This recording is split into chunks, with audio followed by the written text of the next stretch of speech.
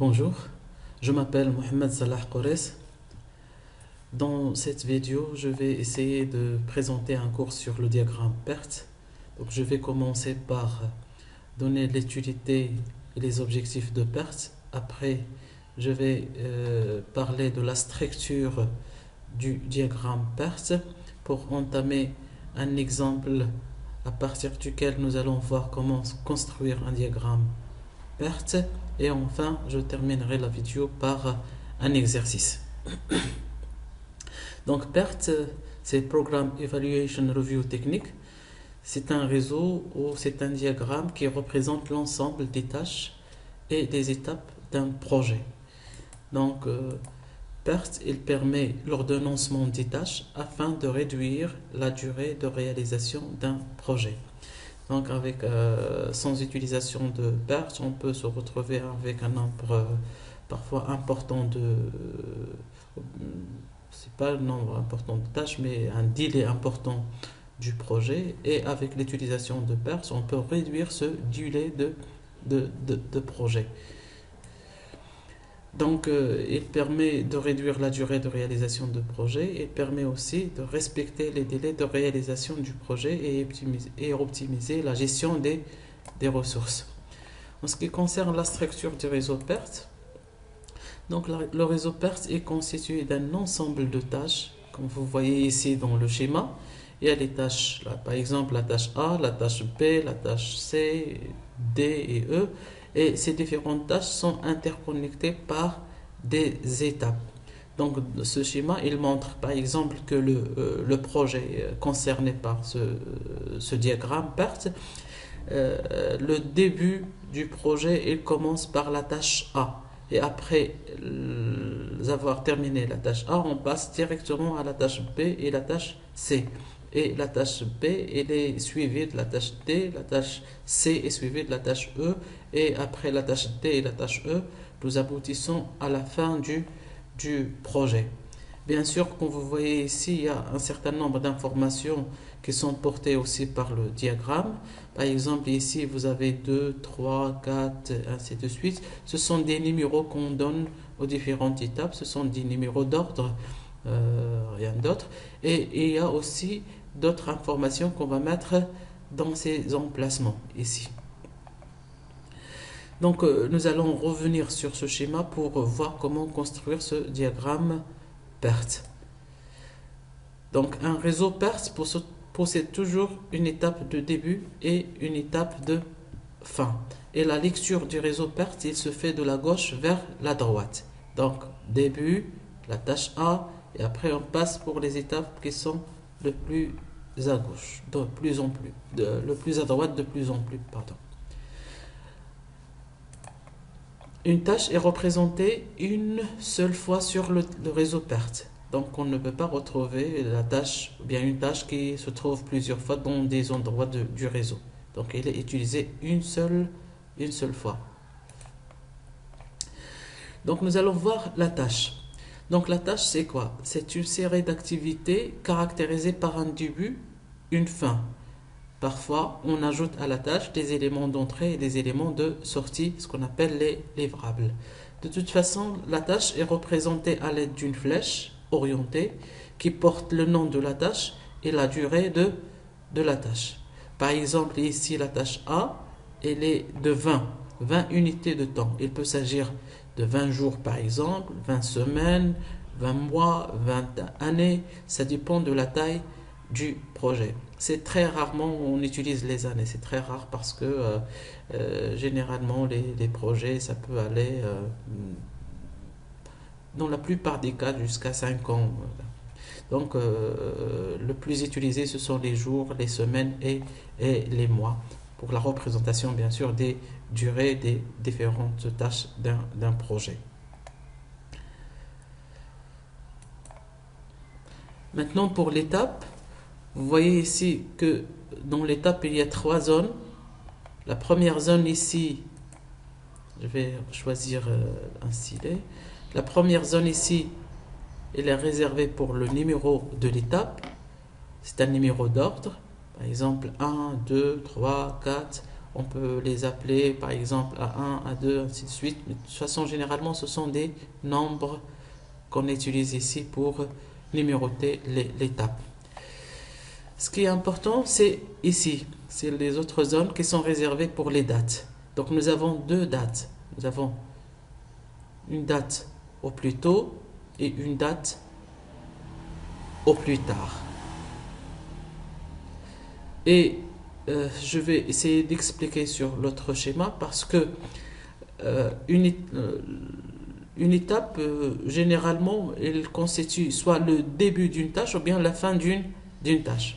Par exemple, ici, dans ce schéma, nous avons deux étapes 1 et 2 et nous avons la tâche A.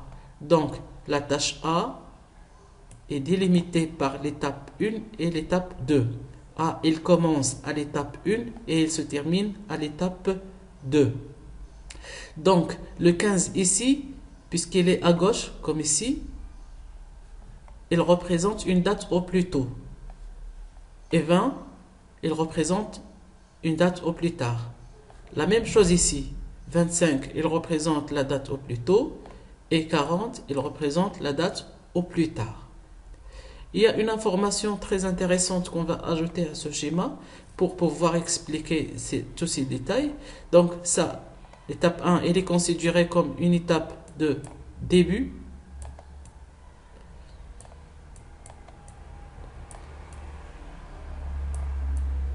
Et l'étape 1 considérée comme une étape de début. Et l'étape 2, c'est une étape de fin. Mais il faut faire attention parce qu'il s'agit de la tâche A. Donc c'est une étape de début pour la tâche A et c'est une étape de fin pour la tâche A. Si je trace par exemple ici une autre tâche, que je vais appeler par exemple la tâche B, avec un certain nombre de jours ou bien une durée bien déterminée.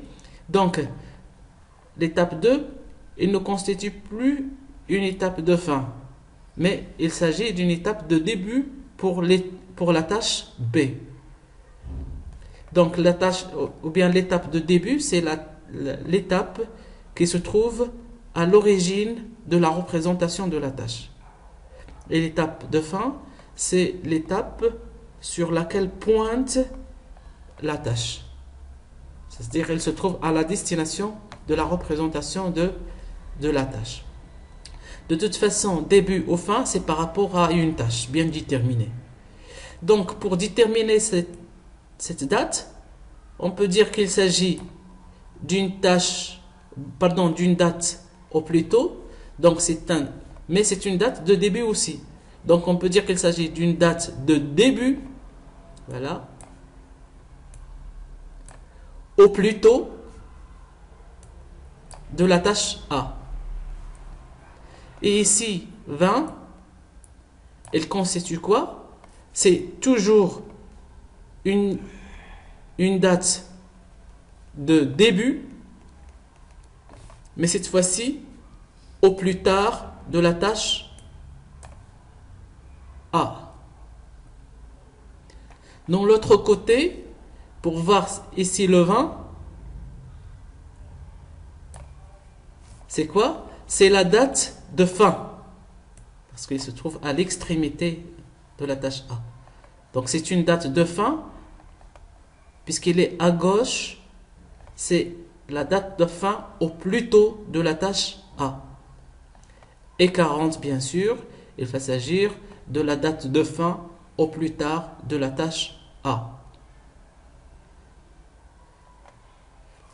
Il faut faire attention parce que si on parle par exemple de la tâche B, 25 ici par exemple, il représente date de fin au plus tôt de la tâche A, mais pour B, il va constituer la date de début au plus tôt de la tâche B. Donc vous savez très bien que la tâche B, elle commence lorsque la tâche A est terminée. Donc la tâche, ou bien la date de fin de la tâche A, elle constitue la date de début de la tâche B. Voilà, on passe pour les autres éléments du diagramme PERT. Donc pour construire un diagramme PERT, il y a un certain nombre de règles qu'il faut respecter. Parmi ces règles, chaque tâche a une étape de début et une étape de fin. Nous avons déjà parlé de ça. Une tâche suivante ne peut démarrer que si la tâche précédente est terminée. Donc ici, dans le schéma, la tâche A, elle commence par une étape début et se termine par une étape de fin. Mais les tâches suivantes de la tâche A, ils ne peuvent commencer que si la tâche A termine. Autre règle, deux tâches qui se succèdent immédiatement sont représentées par des flèches qui se suivent.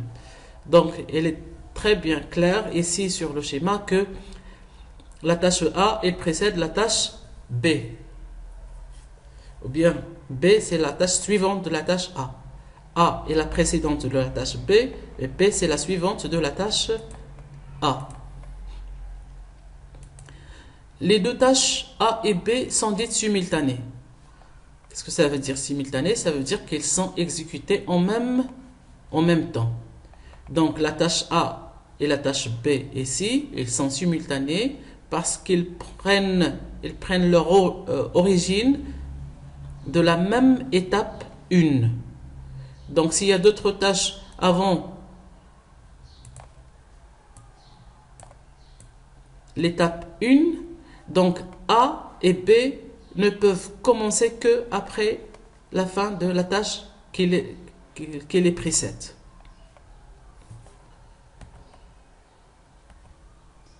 Les tâches A et B sont dites convergentes, c'est-à-dire qu'elles précèdent une même tâche C. Vous voyez, c'est un peu l'inverse de ce qu'on a vu précédemment, c'est-à-dire les tâches simultanées. Les tâches simultanées, elles partent d'une même étape, et les tâches convergentes, elles pointent sur la même étape, c'est-à-dire leur destination est la même étape. Donc la tâche C ici, il ne peut commencer que si les deux tâches A et B sont terminées. Parfois, il peut y avoir, par exemple, une tâche avec une courte durée. Par exemple, A a une courte durée par rapport à B. Donc, si A termine avant B, donc C, elle doit attendre aussi la fin de B. Donc, il ne peut commencer que lorsque les deux tâches sont terminées. Donc, on parle de tâches convergentes.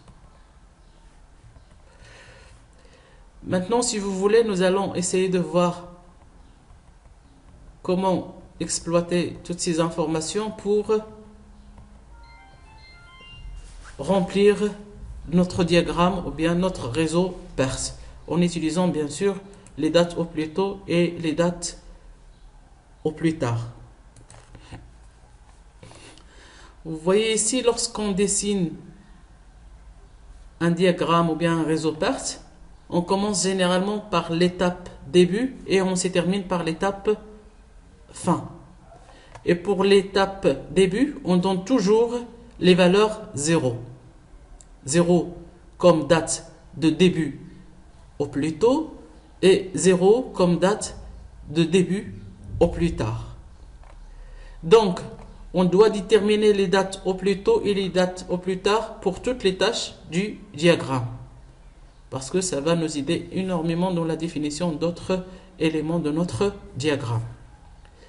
Donc, pour voir ici, je vais déterminer la date au plus tôt, la date de fin au plus tôt de la tâche A. Donc, j'ai cette date, je pars toujours des dates au plus tôt, 0.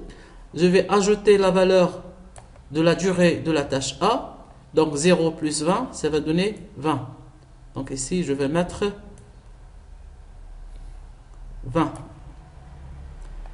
De la même manière, j'ai 20 plus 15, ça va donner 35.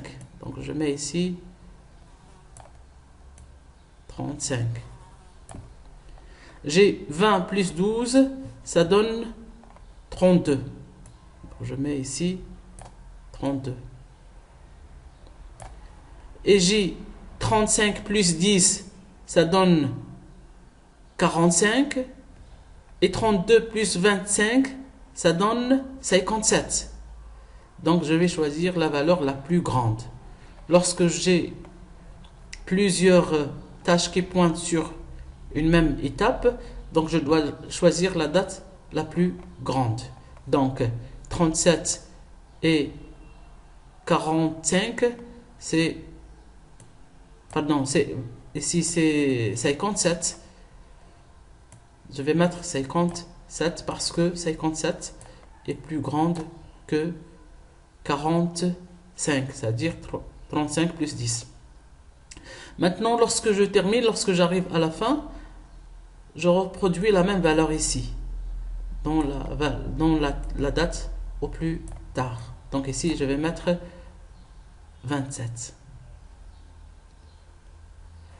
Et je rebrousse chemin maintenant.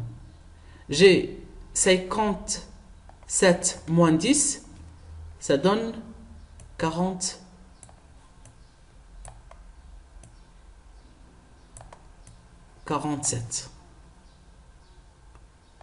Et j'ai 57 moins 25, ça donne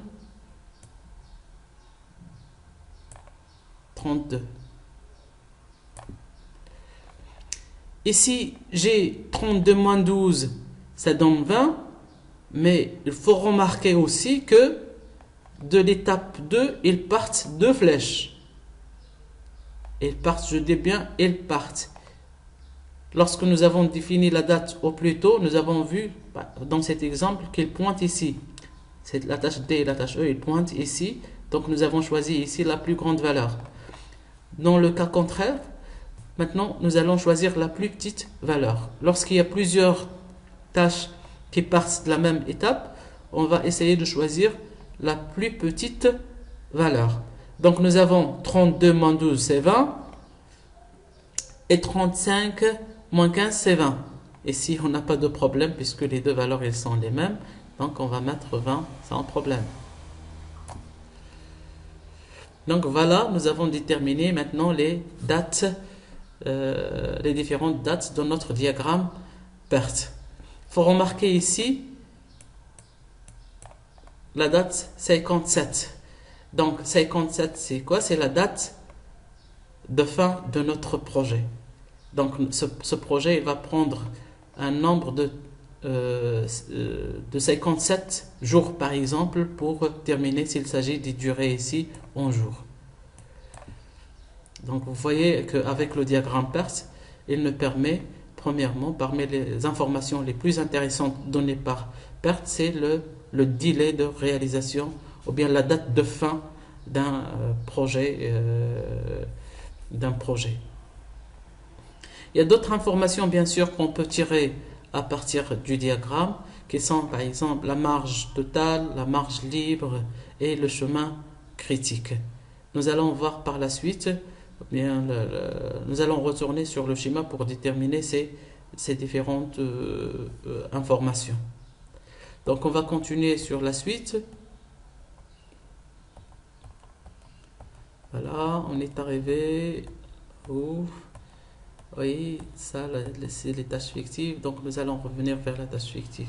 On va commencer tout d'abord par la marge totale avant de revenir aux tâches fictives. Donc, la marge totale d'une tâche est le retard total que peut prendre ou bien qu'on peut se permettre sur cette tâche sans remettre en cause la date de fin du projet. En quelque sorte, on peut dire que la marge totale, c'est la marge ou bien le retard que peut prendre une tâche sans allonger la date du projet. C'est-à-dire, même si on ajoute cette marge ou bien cette quantité ou bien ce retard à la tâche, la date de fin du projet il ne sera pas affectée, donc il reste toujours la même. Donc c'est ça ce qu'on appelle une marge totale. Et pour calculer la marge totale, vous avez ici, ça se calcule pour chaque tâche. Donc on peut calculer pour chaque tâche, on peut calculer la marge totale. Par exemple, pour la tâche A, la marge totale, c'est quoi? Ça va être la date de fin au plus tard de la tâche A. Donc la date de fin au plus tard de la tâche A, c'est quoi? Date de fin. Ici, nous avons étape de début, étape de fin. Donc la date de fin, ça va être ici. Au plus tard. Au plus tard, c'est à droite. Voilà. C'est la date de fin au plus tard de la tâche A, moins la date début au plus tôt de la tâche A. La date de début au plus tôt de la tâche A, ici, c'est 15, moins la durée de la tâche A. Donc nous avons dans notre exemple, la marge totale de la tâche A, c'est 40, voilà, moins 15, moins 10, égale à 15. Donc, s'il y a du retard sur la tâche A, de 15 jours par exemple, le délai, il restera toujours le même, il ne va pas être allongé. Je m'explique. Nous avons la tâche A a une durée de 10 jours. Si par exemple dans la tâche A, nous avons mis 25 jours, ça veut dire on a ajouté 15 jours. Donc le délai final du projet, il va rester toujours le même, puisqu'on est toujours dans la marge totale. Mais si on dépasse la marge totale, ça veut dire au lieu de 10 jours pour la tâche A, on a mis par exemple 26 jours. À ce moment-là, le délai de fin, ou bien la date de fin de projet, il va être allongé d'un jour. On a ajouté un jour, on va ajouter un jour. Donc, il faut que le chef de projet, il faut qu'il veille à ce que toujours la durée de réalisation de tâches, ils ne doivent pas dépasser la tâche ou bien la marge totale. Ou bien les retards ne doivent pas dépasser la marge totale. Il y a maintenant la marge libre. La marge libre d'une tâche est le retard que peut prendre une tâche sans remettre en cause la date de début au plus tôt de la tâche suivante.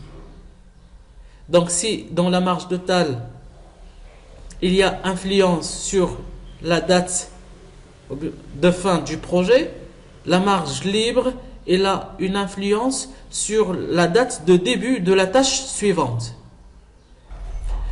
Donc pour calculer la marge libre, qu'est-ce qu'on fait?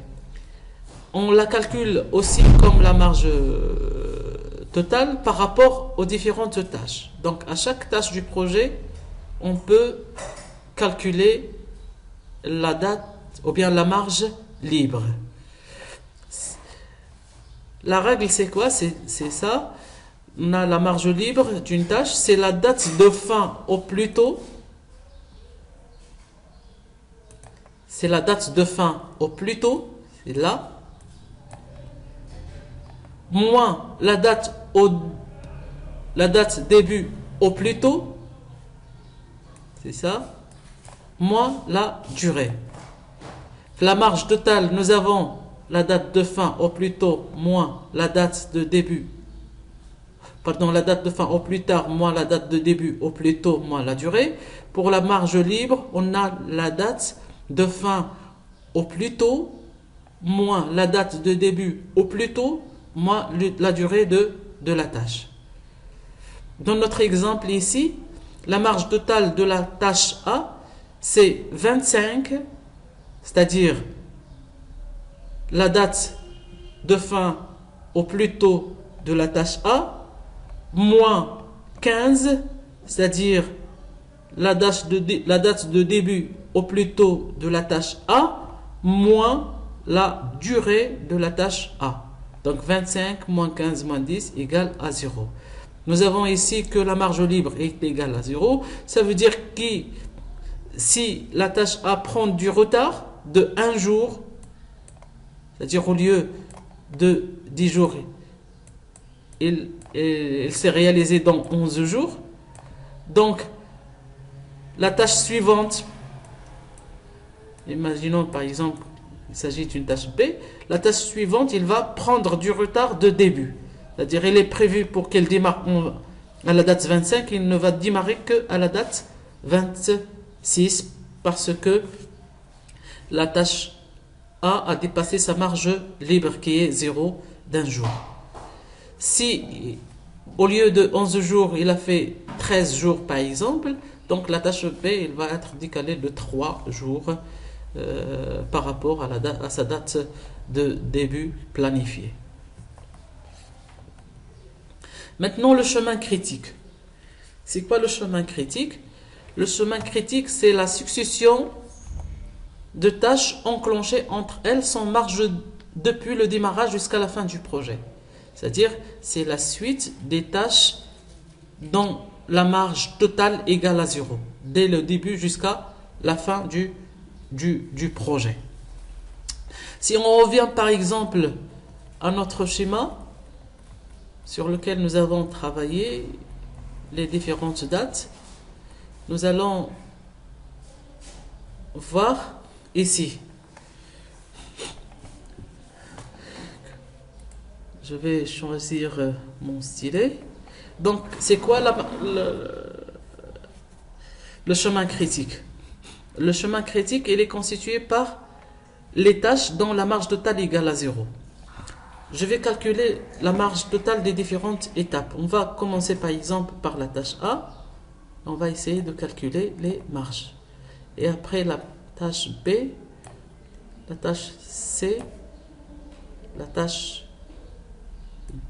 D et la tâche E.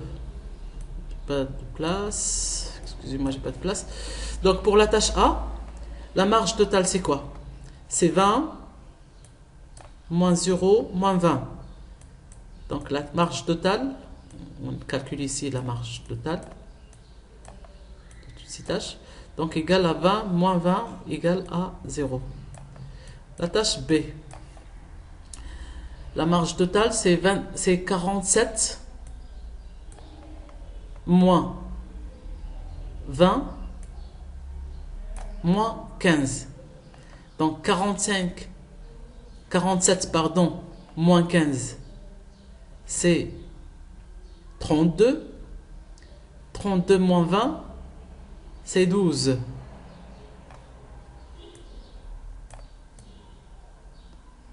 Donc je refais le calcul. 47 moins 15 c'est 32. 32 moins 20 c'est 12. Pour C, c'est 32 moins 20 c'est 12. Moins 12 c'est 0.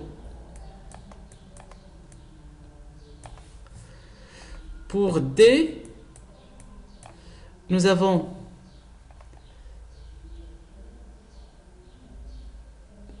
57 moins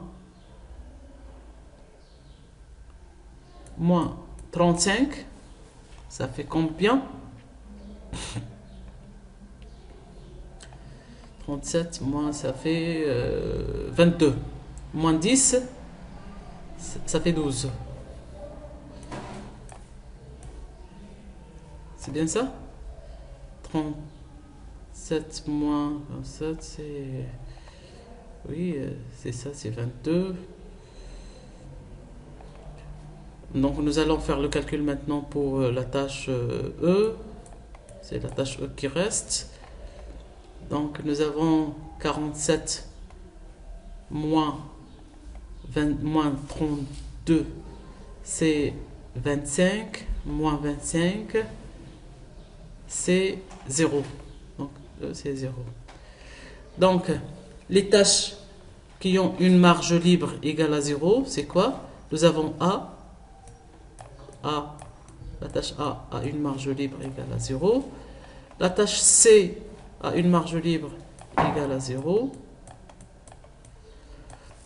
Et la tâche E a une marge totale. On parle de la marge totale. Donc la tâche A a une marge totale égale à 0. La tâche C a une marge totale égale à 0. La tâche E a une marge totale égale à 0. Donc ce que j'ai mis ici en pointillé, c'est le chemin critique. Donc le chemin critique, c'est le chemin constitué de toutes les tâches qui ont les tâches successives dès le début à la fin et qui ont une marge totale égale à 0. Quelle est l'information qu'on peut tirer de ce chemin critique? C'est que s'il y a un retard sur une tâche parmi ceux du chemin critique, ça va affecter la date de fin du projet. Donc, le chef de projet, il doit mettre sous les yeux toujours le chemin critique du projet parce que c'est le chemin le plus critique et c'est le chemin qui influence sur les délais de réalisation de projet. On peut prendre du retard sur la tâche B, on peut prendre du retard de la tâche D, mais on doit savoir que si on prend du retard sur la tâche A ou bien C ou bien E, ça va affecter le délai de réalisation, ou bien le délai de fin de notre projet. Maintenant, il y a une autre information qu'on doit voir en ce qui concerne la construction d'un diagramme PERT, c'est les tâches fictives. Donc, c'est quoi une tâche fictive? Une tâche fictive est une tâche de durée nulle. Elle est utilisée pour représenter un cas particulier. Par exemple, si la tâche D est suivante aux tâches A et C, D, elle est suivante à A et C, bien sûr. Donc, D, elle est précédée par A et précédée par C. Et que la tâche B est suivante de la tâche A, voilà, la tâche B elle est suivante de la tâche A, ou bien B elle est précédée par la tâche A, on représente une tâche fictive en pointillé entre l'étape 2 et l'étape 3. Nous allons voir pourquoi. Voilà le schéma. Nous avons, avant B, il y a A. Donc on va représenter ça. Donc cette partie, elle est représentée ainsi.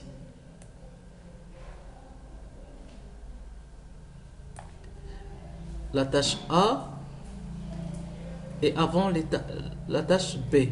Ou bien B, elle suit la tâche A.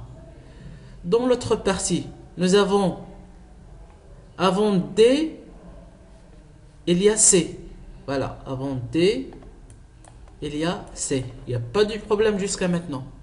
Mais avant D, il y a A aussi. Voilà.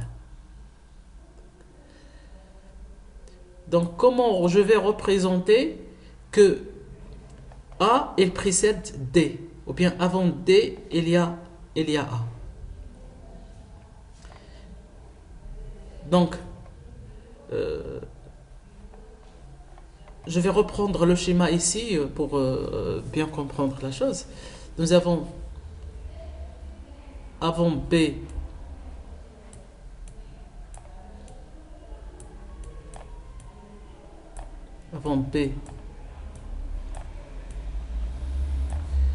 il y a A, et avant D,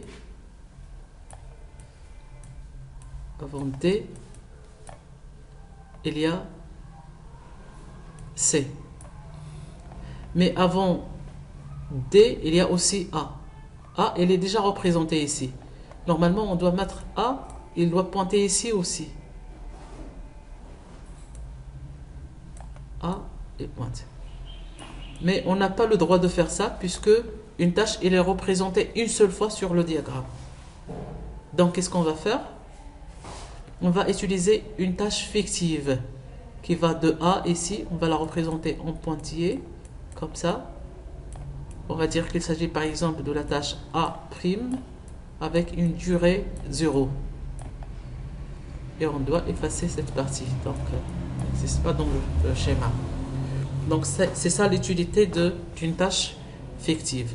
Donc, une tâche fictive, ça permet de sortir de ce cas dans lequel on n'a pas la possibilité de représenter plusieurs fois une tâche. Donc, on la représente en pointillé avec une durée 0. Donc, si je veux lire par exemple ce schéma, je vais le lire ici à ce niveau. Donc, je sais très bien que avant B, il y a A, ou bien le successeur de B, de A, c'est B, et le successeur de A aussi, il y a D. Donc après A, il y a B, et après A, il y a aussi D. Après C, il y a D. B, il est précédé de A, et D, il est précédé de A, et il est précédé aussi de C. Nous allons retourner sur un cas de tâche fictive dans l'exercice. Donc, je crois que c'est terminé cette première partie. Donc, on va passer maintenant pour la réalisation de l'exercice. Donc, dans l'exercice, nous avons un tableau de précédence. Ça, c'est un tableau de précédence qui représente les tâches, les durées des différentes tâches et les tâches précédentes des différentes tâches. Donc, ce qui est demandé dans l'exercice, c'est de trouver les tâches suivantes pour chaque tâche. Bien, pour faciliter la construction de nos diagrammes, de notre diagramme PERT, nous allons rechercher les suivantes de chaque tâche. Nous avons les précédents et à partir des précédents, on va déduire les suivants. On va aussi déterminer les niveaux des tâches. C'est ce qu'on appelle le tableau des niveaux, si vous voulez. Ça va nous aider aussi dans l'organisation des tâches dans le diagramme PERT. Et après, nous allons tracer notre diagramme PERT. Enfin, nous allons déterminer les différentes données. Premièrement, la durée du projet, les marges totales, les marges libres et le chemin critique du projet qu'on va déduire bien sûr de notre diagramme et des marges totales que nous allons calculer. Donc on va commencer tout d'abord par la première question, c'est-à-dire on doit trouver les tâches suivantes. On doit remplir cette colonne dans le tableau. Nous avons la tâche A, elle est précédée par quoi? Il n'y a pas de tâche précédente. Donc nous allons rechercher les suivants de la tâche A, ou bien les tâches suivantes de la tâche A. Pour rechercher les suivantes de la tâche A, on va aller dans cette colonne des précédences et on va aller rechercher la tâche A, ou bien les cellules dans lesquelles il apparaît la tâche A. Par exemple, ici nous avons la tâche A. On va comprendre que ici, avant C, il y a A. Donc C, c'est une tâche suivante de A. Donc je vais mettre ici la tâche C. Donc parmi les tâches suivantes de A, on a la tâche C. Nous avons aussi A à ce niveau. A à ce niveau. Nous avons donc avant E, il y a A. Donc E, c'est une tâche suivante de A. Donc je vais mettre ici E. Une autre occurrence de A. Donc nous avons G. Voilà. Il n'y a plus de A. On va passer maintenant pour la tâche B. Donc pour la tâche B, il y a une seule occurrence à ce niveau-là. Donc B, c'est G. Pour C, nous avons D.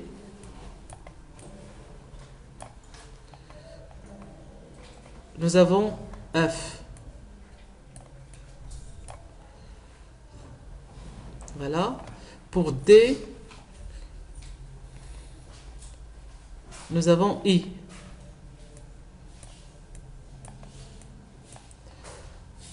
Pour E, nous avons F. Faites attention avec moi s'il vous plaît. Pour F, nous avons I. Et pour G, nous avons H.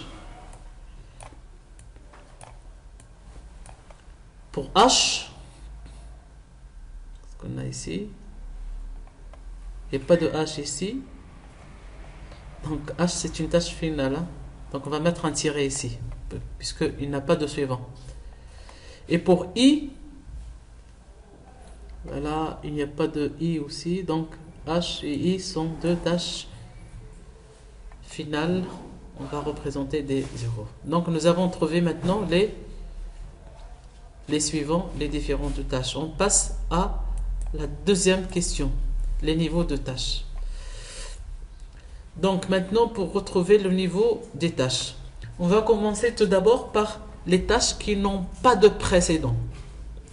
Par exemple, ici, nous avons A et B, ils n'ont pas de précédent. Donc, nous comprendrons très vite qu'il s'agit des tâches de niveau 1. Ce sont les premières tâches qui doivent être exécutées dans le projet. Puisqu'ils n'ont pas de précédent, donc ce sont les premiers. Donc il s'agit du niveau 1. Lorsqu'on mentionne le niveau 1 pour les deux tâches A et B, qu'est-ce qu'on va faire? On va aller rechercher aussi dans le tableau de précédence. Chaque fois qu'il apparaît A et B, puisque ce sont les tâches du niveau 1, on va les rayer. Donc on va rayer A ici, rayer A et rayer A. On va rechercher B aussi, on va la rayer. Voilà B, plus de B. Voilà. Et on va refaire la recherche. Maintenant, les tâches qui sont toutes rayées dans la colonne des précédents, on va dire qu'il s'agit des tâches de niveau 2, ou bien du niveau suivant. L'exemple ici, on a la seule tâche qui existe, c'est la tâche A, et elle est rayée, donc il y a plus de tâches libres ici. Donc on va dire qu'il s'agit ici d'une tâche de niveau 2. Voilà, on a aussi ici, c'est une tâche de niveau 2. Et ici, c'est une tâche de niveau 2. On va refaire la même chose pour les autres tâches. Donc, tâche niveau 2, nous avons C. Donc, je vais rayer C. Chaque fois qu'il y a C, je vais la rayer. Voilà.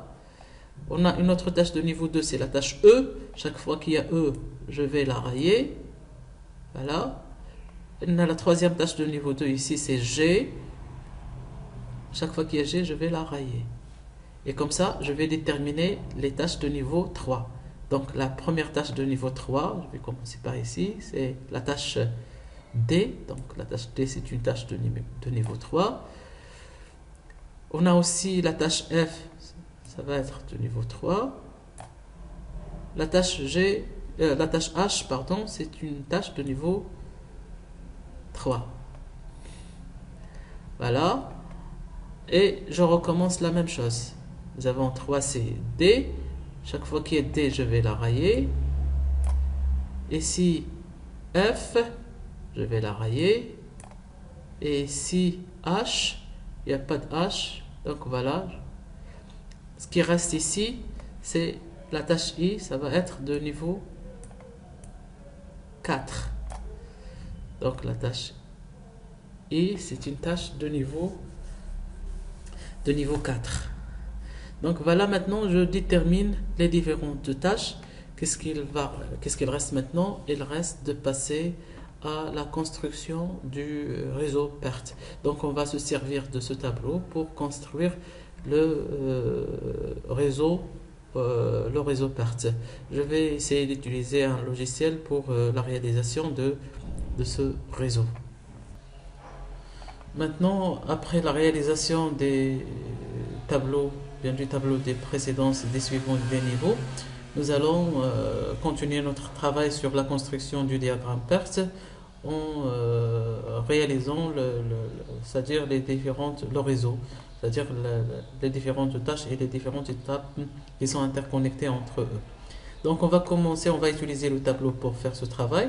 Nous avons ici la tâche A, c'est les premières tâches de notre réseau, ce sont la tâche A et la tâche B, puisqu'ils n'ont pas de précédent. Donc, vous voyez, ce sont des tâches du niveau 1, les premières tâches. Donc, je vais commencer par le traçage de la tâche A. Voilà. La tâche A, c'est une tâche de durée 6. Donc, A de durée 6. Nous avons aussi la tâche B de durée 2. Tâche B de durée 2. Après, donc je vais mettre les étapes. Voilà. Cette étape. L'autre étape. Je vais appeler ça l'étape 1 et l'étape 2. Donc après A, il y a C, E et G. Donc après A, il y a trois étapes, trois tâches. Il y a la tâche C, E et G. Voilà. Je vais les mentionner comme ça. Bien organiser le travail. Étape 1. Voilà.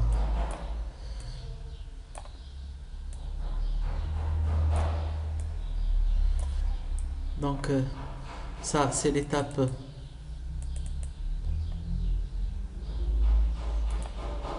C. Il est de durée 3. L'étape E de durée 1.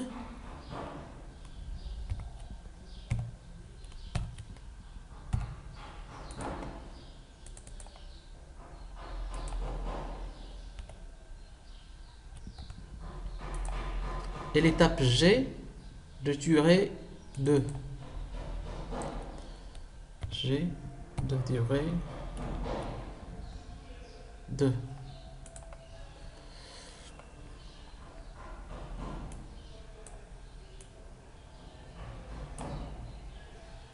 Donc voilà les étapes. À la fin de chaque tâche, il y a une étape. Donc voilà, je vais les représenter comme ça.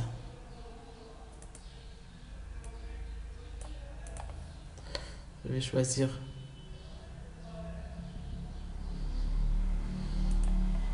c'est l'étape 2, pardon. Voilà. Donc 3, 4 et l'étape 5. Maintenant, après B, il y a G. Après B, il y a G. G, c'est déjà utilisé ici. Je ne peux pas représenter une tâche plusieurs fois. Donc, comment je dois faire pour que G soit suivante de A et suivante de B? Si je retire B comme ça, donc j'aurai une information à ajouter. G, il doit être suivant de P et il doit être suivant aussi de A. Donc, qu'est-ce que je fais? À ce moment-là, je dois utiliser une tâche fictive. Donc, la tâche fictive, elle est représentée en pointillé. Donc, comment je dois la faire? Je peux par exemple mettre comme ça. La tâche B. La tâche B. Pardon? Oui, c'est la tâche B qui précède la tâche G. Mais le problème, c'est que si je mets ça, donc nous avons bien que après A, il y a C, il y a E, il y a G, mais après B, il y a G, mais il y a aussi E et C. Et dans le tableau, après B, on a seulement G. Donc, je n'ai pas la possibilité de mettre ça. Qu'est-ce que je vais faire? Je vais retirer G ici. Donc, après B, il y a G. Et après A. Ici, je vais utiliser une tâche fictive. Et ça, cette tâche, je vais l'appeler la tâche A' de durée 0. Donc A'0, c'est une tâche fictive qui permet de représenter le fait que G est une tâche suivante de A. Donc je vérifie bien que après A, il y a C, il y a E, il y a G. Et après B, il y a G. Je continue pour les autres tâches. Nous avons la tâche C. Après C, il y a D, il y a F. Donc après C, il y a D. D, c'est une tâche de durée 4. D avec une durée 4. Après C, il y a D, il y a F.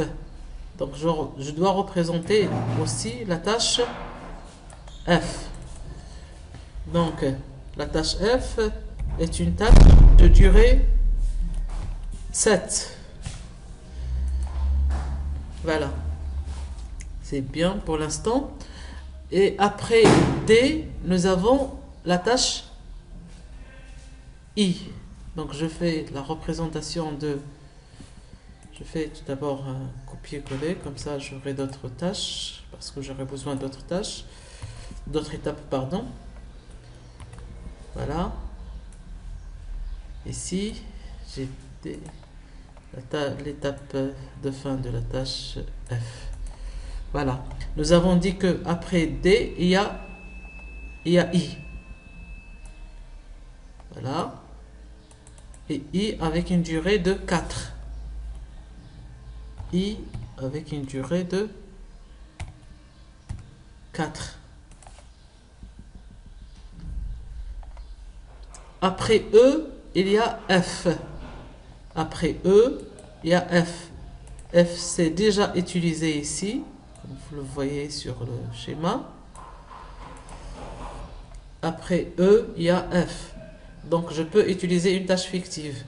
Mais si j'utilise une tâche fictive dans ce sens, il va y avoir aussi un problème. C'est comme le problème d'autrefois. Si je fais ça, j'aurai après E, il y a D, et après E, il y a F. Alors que ici, j'ai seulement, après E, il y a F. Donc je retire ça et je mets, nous avons après E, il y a F. Voilà. Et nous avons ici,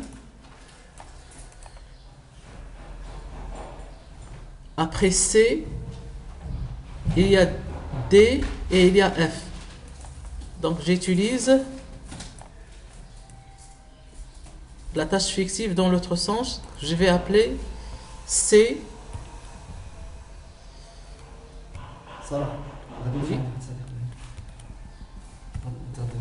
Oui. D'accord, d'accord. Pardon. Donc après C, il y a F. Donc je vais mentionner C'. Donc je vérifie bien que après C, il y a D et il y a F. Voilà. Et après F, après E, pardon, il y a F. Maintenant, après F, il y a I. Et c'est déjà mentionné ici. Donc après D, il y a E. Après F, il y a I. Donc le I, il doit pointer ici. Voilà.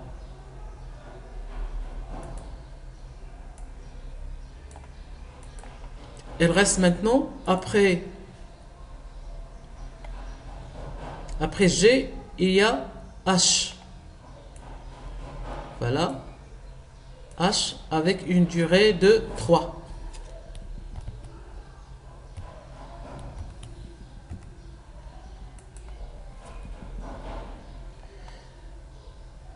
Et après H, il y a il n'y a rien. Donc c'est une tâche finale. Donc H, il doit pointer sur la fin. Après I, il n'y a rien. Donc I aussi, c'est une tâche finale. Il doit pointer sur la fin. Comme ça. Donc maintenant, j'ai construit mon diagramme PERT. Je peux l'organiser si vous voulez.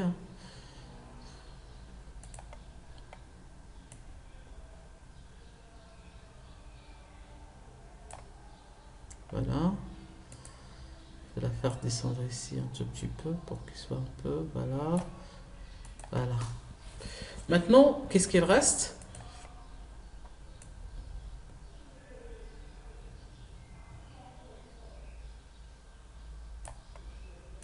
Il reste de mentionner les dates de début et les dates de fin. Bien, les dates au plus tôt et les dates au plus tard.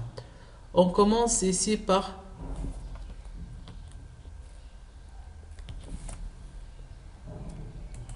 l'étape de début. Donc on va mettre 0, 0 pour les dates de début au plus tôt et la date de début au plus tard.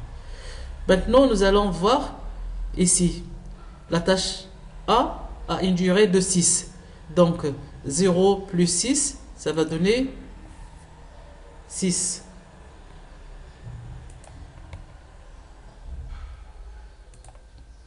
Nous avons aussi 0 plus 2, ça donne 2. Mais vous remarquez ici que l'étape 2 est pointée par A' et aussi par B. Donc on va calculer la valeur la plus petite. Donc 0 plus 2, c'est 2. Et 6 plus 0, c'est 6. Pardon, on va calculer la valeur la plus grande. Donc c'est 6 qu'on va mettre ici. Puisque ici nous avons 0 plus 2 c'est 2 et 6 plus 0 c'est 6. Donc la plus grande valeur c'est 6. On va retenir 6. Donc on a ce problème chaque fois qu'on a des tâches, plusieurs tâches qui pointent sur la même étape. Ici, pour la tâche G, nous avons 6 plus 2 c'est 8.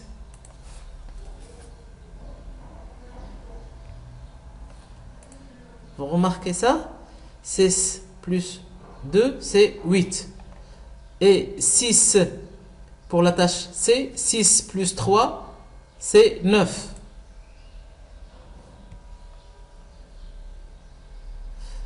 « 6 plus 1 pour la tâche E, c'est 7.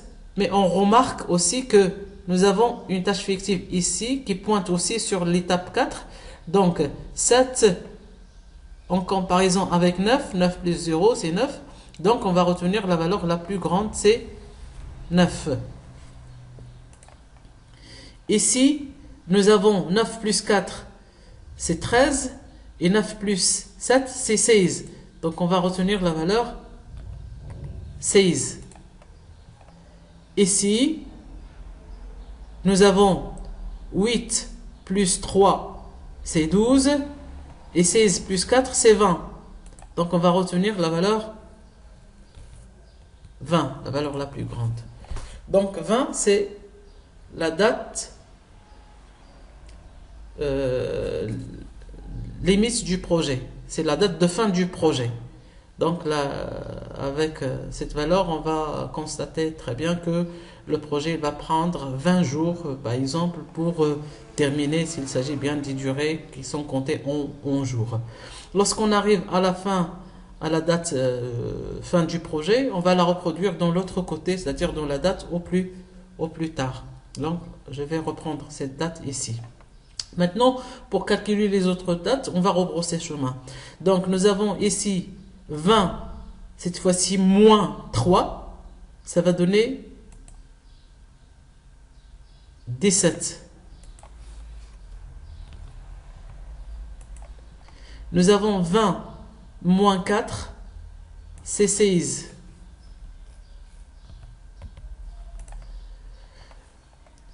Nous avons 16 moins 7, c'est 9.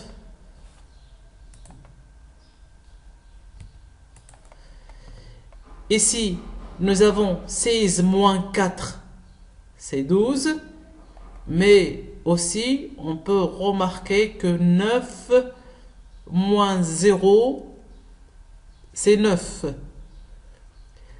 Donc, pour calculer les dates au plus tard, on doit voir, lorsqu'il y a plusieurs tâches qui partent de la même étape, on doit retenir la valeur la plus petite. Pour calculer les dates au plus tôt, on a retenu la valeur la plus grande lorsqu'il s'agit de plusieurs tâches qui pointent sur la même étape.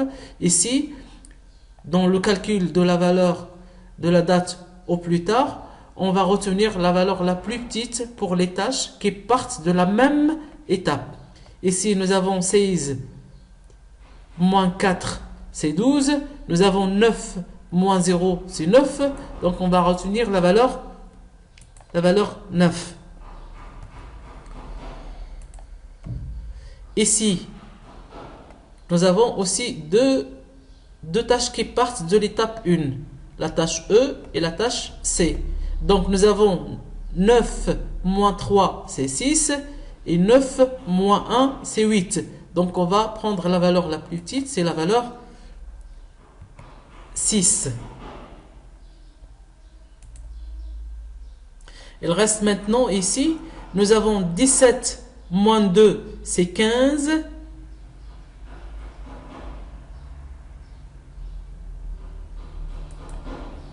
Donc on va mettre la valeur 15. Et bien sûr, nous avons ici 15 moins 2, c'est 13, mais 6 moins 6, c'est 0. On va prendre la valeur 0, c'est déjà spécifié au départ. Donc avec ça, nous avons terminé notre diagramme perte. Il reste maintenant de déterminer les marges totales, les marges libres et le chemin critique. L'information, je reprends, qu'on a tiré ici de notre diagramme, c'est la date de fin de notre projet. Il s'agit bien sûr de 20 jours. Voilà. Donc voilà, continuons notre travail sur la réalisation ou bien la résolution de l'exercice. Jusqu'à maintenant, nous avons travaillé sur les tâches suivantes. Nous avons déterminé les suivants. Nous avons déterminé aussi les niveaux d'exécution des différentes tâches. Nous avons tracé le diagramme PERS et nous avons déterminé la durée du projet. Il reste maintenant de déterminer les marges totales, les marges libres et le chemin critique. Donc voilà, nous avons ici notre diagramme PERT.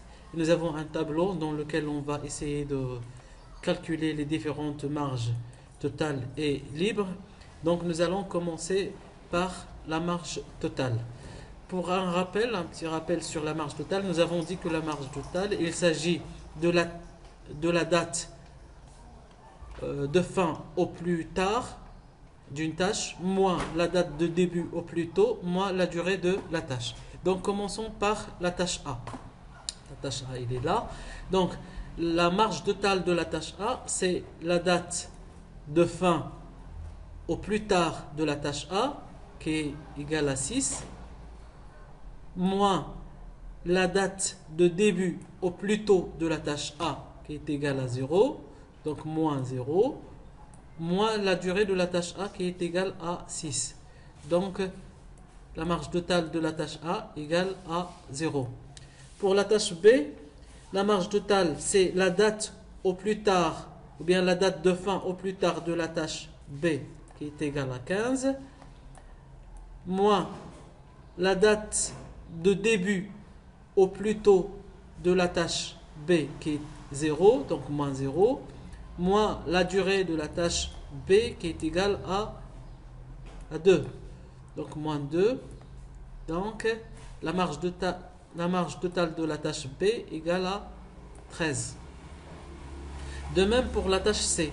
Donc la marge totale de la tâche C, c'est la date de fin au plus tard de la tâche C, c'est 9, moins la date de début au plus tôt de la tâche C, qui est égale à 6, moins la durée de la tâche C qui est égale à 3. Donc 6 moins 9 moins 3 égale à 0. Pour la tâche D, nous avons la date de fin au plus tard, c'est 16, moins la date de début au plus tôt, c'est 9,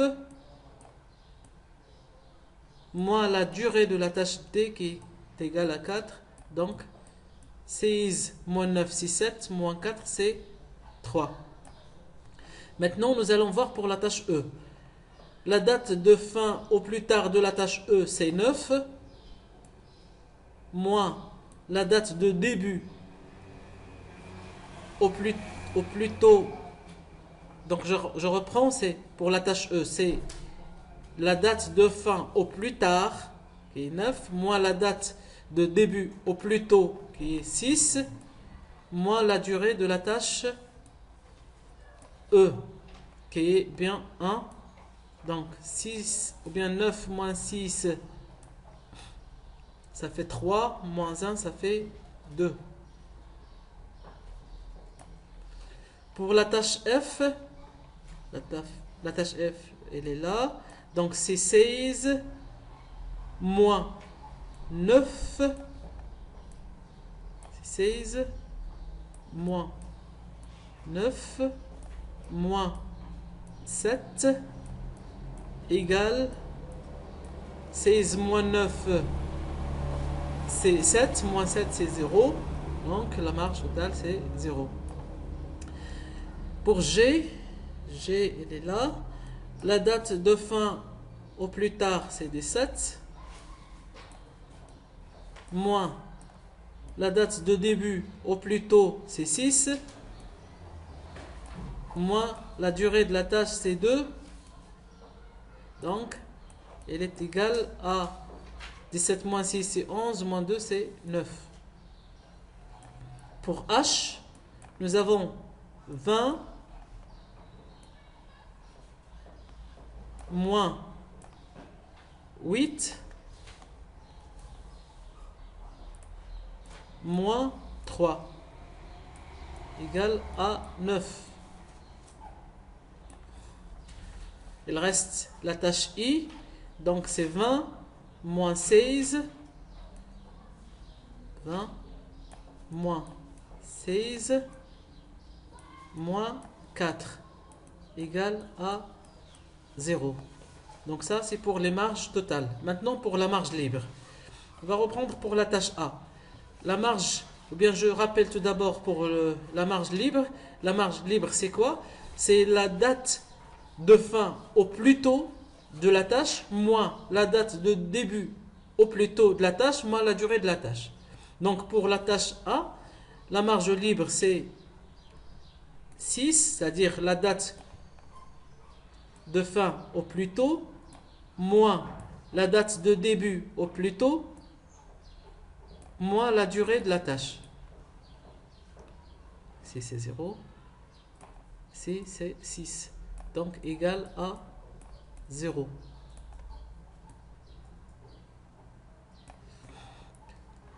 Pour la tâche B, ça c'est 0. Pour la tâche B, nous avons la date de fin au plus tôt c'est 6, moins la date au plus tôt, la date de début au plus tôt c'est 0, moins la durée de la tâche c'est 2. Donc la marge libre c'est 4 moins 6, ou bien 6 moins 2, pardon, c'est 4. Pour la tâche C, nous avons la date de fin au plus tôt c'est 9, moins la date de début au plus tôt c'est 6, moins la durée de la tâche c'est 3. Donc égal à 0. Pour D, nous avons 16 moins 9 moins 4 égale 16 moins 9, c'est 7, moins 4, c'est 3. Pour la tâche E, nous avons 9, moins 6, moins 1. 9, moins 6, moins 1 égale 2. Pour F, nous avons la tâche de fin au plus tôt, c'est 16. Moins la date de début au plus tôt, c'est 9. Moins la durée de la tâche, c'est 7. Égale à 0. Normalement, il faut remarquer que pour toutes les tâches qui ont une marge totale égale à 0, leur marge, pour toutes les tâches, je reprends, qui ont une marge totale égale à 0, la marge libre, elle est automatiquement égale à 0. Parce que la durée ne peut pas, dans ce cas, ne peut pas influencer sur la date de fin du projet sans influencer sur la date suivante de début de la tâche suivante. Donc, lorsqu'on a marge totale égale à 0, la marge libre égale à 0. Et pour cette raison, je vais mettre ici un autre 0 ici, sans faire le calcul. Vous pouvez faire le calcul pour voir. Donc, nous avons G ici. Pour G, la marge libre, c'est quoi? Pour G, la marge libre, c'est 8, moins 6, moins 2. C'est 8, moins 6, moins 2. C'est 0. Mais vous pouvez remarquer que si la marge libre est égale à 0, c'est pas obligatoirement que la marge totale doit être égale à 0. Donc la marge libre peut avoir comme valeur 0 sans pour autant que la marge totale soit nulle. Vous pouvez remarquer ça très clairement dans cet exemple de la tâche G. Il reste la tâche H. H, nous avons 20 moins 8. 20 moins 8 moins 3 égale à 9.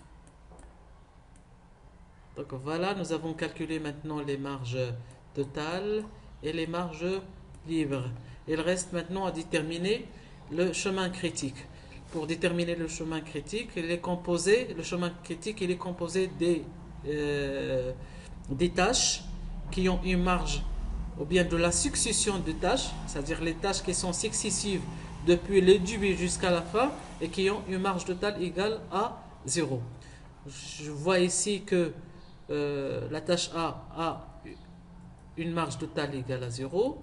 Donc je peux mettre ça. J'ai aussi la tâche, j'ai la tâche A, j'ai la tâche C, c'est égal à 0. Donc voilà, j'ai C. Il faut remarquer que aussi nous avons ici C', hein. C'est une suite de C. Il faut la mentionner comme ça. Et j'ai aussi la tâche F. Donc la tâche F, voilà. Elle est là, la tâche F. Et j'ai la tâche I. La tâche I. Voilà. Ce que j'ai mis maintenant en pointillé en rouge, c'est le chemin critique du projet. Donc, toute modification ou bien tout retard sur une tâche du chemin critique, il va allonger automatiquement la fin du projet. Si je prends par exemple la tâche C, elle appartient au chemin critique. Il a normalement 3 jours, par exemple, si vous voulez. Donc si par exemple j'allonge C en 4 jours, ça veut dire j'ajoute un jour, automatiquement j'aurai la fin ici 21 au lieu de 20. Donc le chef de projet, il met toujours les yeux sur les tâches qui appartiennent au chemin critique. Donc le chemin critique, il y a la tâche A. Après la tâche A, il y a la tâche C. Après la tâche C, il y a la tâche F. Et après F, il y a la tâche I. Donc c'est ça le chemin critique, dans cet exemple, est constitué de 4 tâches A, C, F, I. Donc voilà, c'est la résolution de cet exercice. Je rappelle ici que le 20 ici il constitue la durée minimale de réalisation de votre projet, ou bien en quelque sorte on peut dire que la date limite de réalisation du, du projet. Il s'agit ici de 20 jours par exemple. Si on prend comme unité de mesure ou bien unité de date, si on prend par exemple les jours. Donc voilà, c'est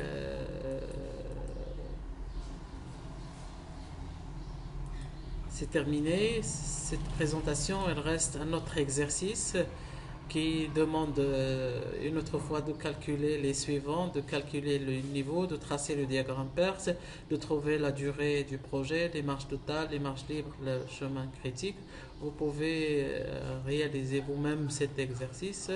Sinon, je vous propose une résolution. Donc voilà, j'ai ici un tableau qui montre voilà, les précédents. Voilà ici une colonne pour les suivants. Et voilà les niveaux. J'ai déjà tracé le diagramme PERT. Vous pouvez le voir aussi.